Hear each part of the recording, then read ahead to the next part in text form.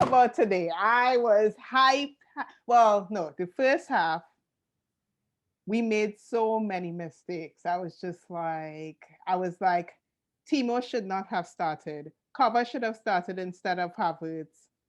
I wasn't loving the first half at all. Yeah, all right, wait. I think Timo should have started. Yeah, I'm down with that. I think that the way he's playing Giroud as that central nine to knock things down for, someone like Timo who's a burner. He definitely got a lot of speed on him. Um, and Kai, I can go either way in Kai. I don't expect a lot from Kai this year. He's a young kid. He's one for the future, but you gotta bet him in some of these matches. You gotta get him in there. He's gonna make mistakes. So that's fine.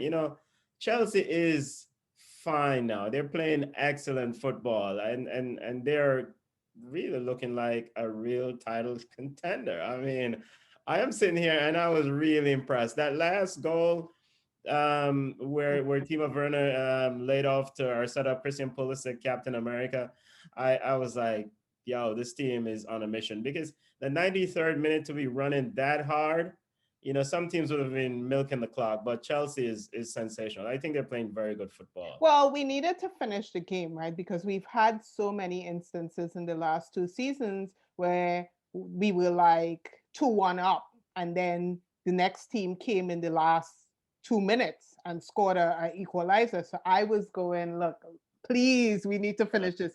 We need to finish this. And so, we threw away a whole lot of chances. And so I was so happy to see that ball going by Pulisic. Let me see. What did you think about Thiago Silva?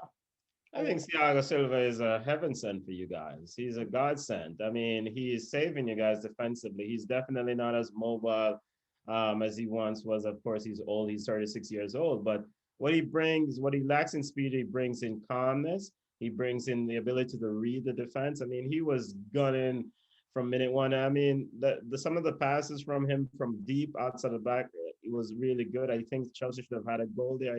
I'm trying to remember who was it. Was Hakim Ziyech on Mm-hmm. a pass from him, and he laid it off. I think who missed it? Was it Giroud? No, Timo Werner. I think who missed it when he put it across the goal, or Giroud. He put it across the goal, and Giroud should have knocked it in. The goalkeeper saved it, but I think Thiago Silva is a stabilizing factor along with Mendy back there. Hopefully, whatever stretch or strain he had later in the game is not something that long term, but he makes Zuma more comfortable. Mm-hmm. And wow, the old guy knows what he's doing.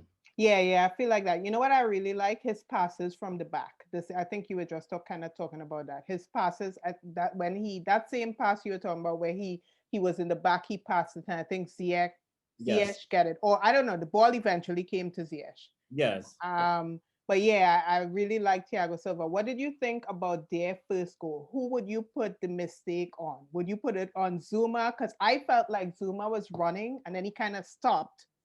So, Right. so, Or would you put it on Mendy? so a couple of things. So there's a collective defensive responsibility that was from a Reece James side. So first, you want to try to close off those passes as much as you can. It was a very good pass, I think, by Phillips. Zuma positionally was awkward. It was way out of out of positional, not set properly. I think for Mendy, he's supposed to play that role as a sort of sweeper keeper because you're playing this high defensive line. Mm-hmm. So it's a collective blame. It was just an error. I think it's fine. Defensively. They can concede one goal because they will score many more goals. Um, and they didn't make any more errors from that defensively. So Right. I would hold first Reece James at fault there, try to cut out that pass. It was a very good pass. Zuma then secondly also should have positionally be aware of Bamford cutting between them. Yeah. I don't know. I felt this, you know what I like? I like the fact that as fans, we went from like not knowing that our team would come back and score a goal or two to being confident that okay, fine, they can see the goal. We're gonna come back and probably we're gonna at least come back and score one. Yeah. Um, and probably come back and score two or three. And Yeah. to me, that's a big change because in the last two seasons under Sarri and Lampard last season, in games like this, the other team would have scored and then blocked the goal. Yeah. And then we would have spent the whole game trying to come back. And in Yeah. the end, may not have come back and the other team would have won. So I think that's just showing you kind of the progression in our team. Yes. So yeah, so I wasn't too worried. I wasn't too worried when their goal went in, but in my head I was like, okay, who are we blaming for this? Are we blaming Mendy or Zuma? But I like how you said that, it's a collective. I guess defending is a collective effort. So Yes. Yes. Yes. And they've made a lot of investment on the offensive side of things. So there's a lot of they have a lot of goals in this thing in this team. And like you said, they will concede, but they will score goals. And but they haven't conceded in what, 7 games? yeah, And so for Chelsea fans, enjoy it right now. I think yeah. it's a beautiful thing. And as a fan of football, it's great to see how they're playing and really kind of coming together as a collective unit. I'm looking forward to see a full tilt Chelsea plays, a full tilt Liverpool, all fit, guns blazing. It would be nice to see those two teams go at it. Well, Full, we probably won't see that till what in the spring when Van yes, Dijk comes back. in the spring, and hopefully both teams are healthy, and then they can go because the team that Liverpool played in September is a totally different team now. Yeah, well, we weren't together yet when they played us in September. Yeah, yeah, Okay, so we talked kind of about Timo before, but I I think me and all other Chelsea fans were just getting so frustrated because like it was like if the ball was kryptonite or something, or the net was kryptonite, like he just could not get it in. Like literally every single time Timo got the ball, I was like, just pass it. Just pass it to somebody else because you're not scoring today. I was so frustrated, and I honestly, so I am contending, and this might be controversial, that if Frank Lampard goes by merit, like he says, then Timo should be benched at least one game. and bench at the expense of who? Well, so Who do- we do have Cho, but I guess the issue is that I guess technically you won't say that Cho is better than Werner. So Yeah, I yeah, guess you won't bring in. Well, it will be. I guess technically it could be Pulisic. Like today we could have played Pulisic, Ziyech, and Giroud. yeah, yeah, Ziyech ended up getting injured anyway, so even if Werner had started on the bench, he would have had to come in regardless. yeah, Cho yeah. wasn't even on the bench, Yes, yes. right? But but I think regarding Timo, we know he have the potential, and his conversion rate in the Bundesliga was pretty good. But I do agree that he's got to be a little bit more sharper in front of the goal. There are many games that Chelsea have to play. They have FA Cup, they have Champions League, they have the EPL, many games. So there will be matches to go around for all of them. And there's going to be a time when you need to sit him down to get his. The thing that really stood out for me was on that flick header, because I think Frank Lampard clearly did his homework, knew that Leeds was quite vulnerable on the corner kicks. Having Giroud run to the front post and flick the ball on. And to me, Timo Werner's got to put that ball in the back of the Right, net. right. So, but confidence might be an issue too. And so when you miss something like that, then you kind of get down on yourself. They said that strikers have to have amnesia quickly. But I was very impressed by what he did in the 93rd minute. He Yes, missed goals, but the fact that he said, you know what, I'm going to go for broke and I'm going to help my team score another goal. So right. that And all the strikers go through it. I like in that 93rd minute, I just respect the fact that he passed the ball. Because Yeah. part of me was like, are you going to try to score this Yeah. yourself when you've been missing all game? Like, are you aware enough to know, okay, you know what? Tonight's not my night. Yes. Like, I like that the fact that maybe that's what he told himself. Like, tonight is not my night. Let me just pass it off, as Yeah. opposed to taking the shot himself.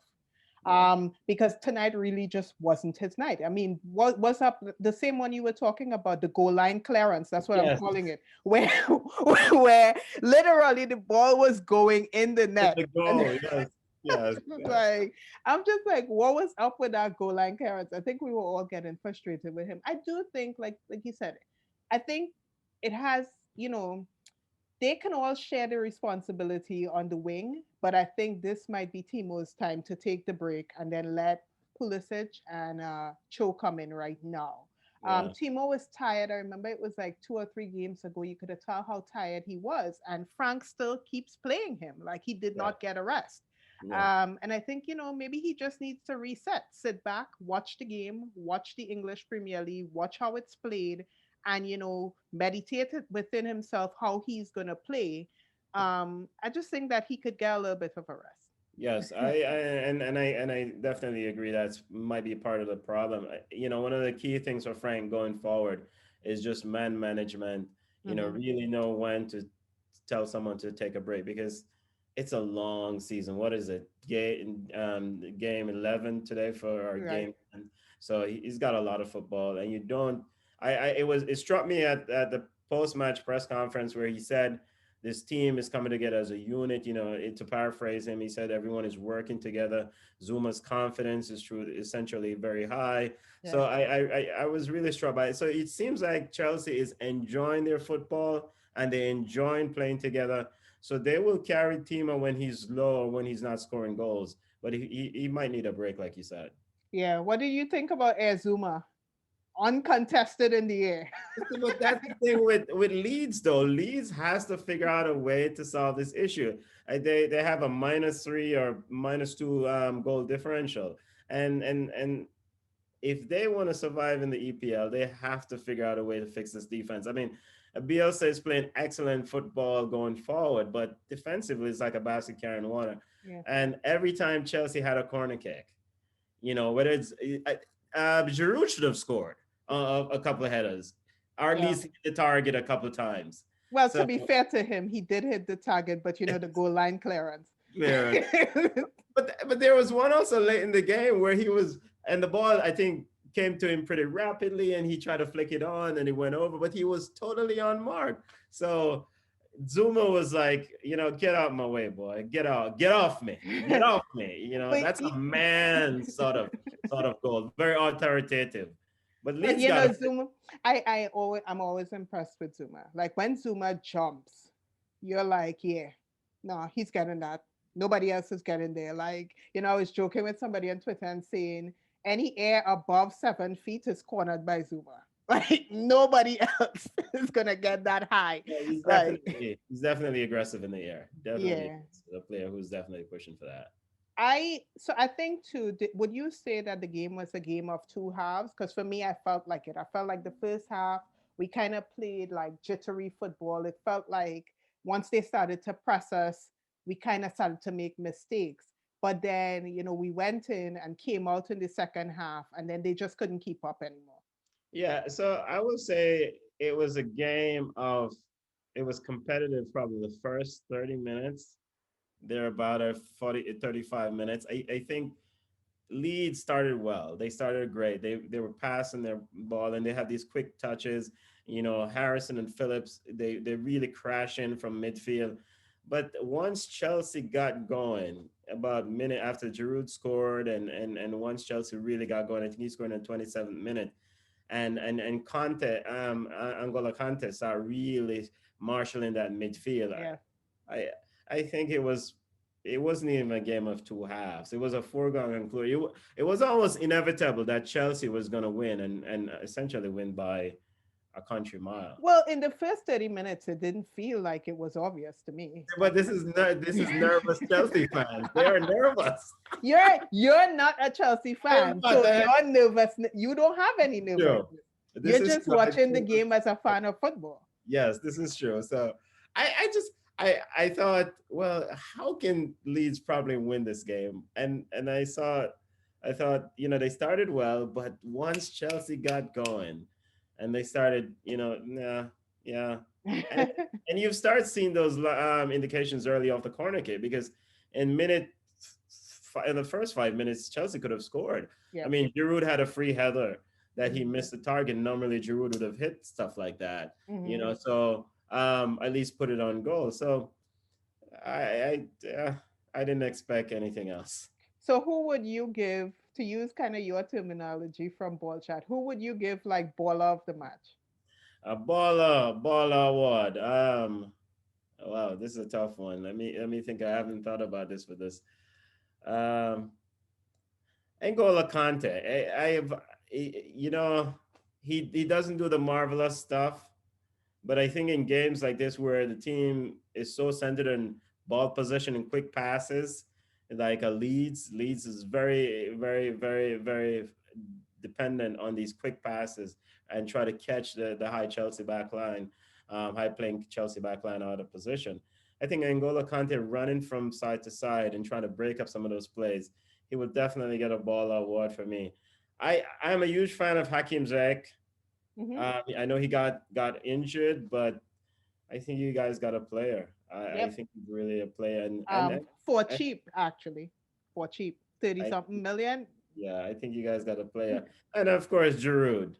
Yeah. Yeah, Giroud. I mean, huge player. So those three ballers, Who would you say is your? I forgot what you guys call it on the voice chat. bug of Bug. the week. Okay, so who would you say was the bug of the match? Like, who would you have not started or would have pulled off early?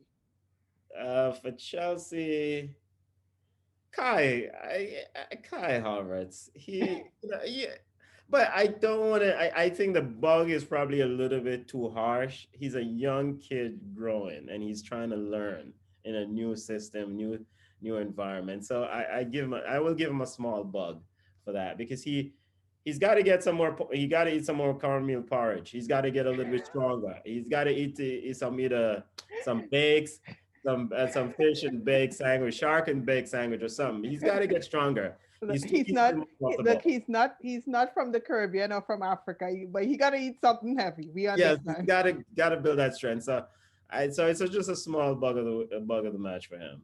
Sweet. Congrats, Chelsea. Good luck for the rest of the season. You guys are doing well. Hey, Good you to know what? hear it from a non-Chelsea fan. Chelsea.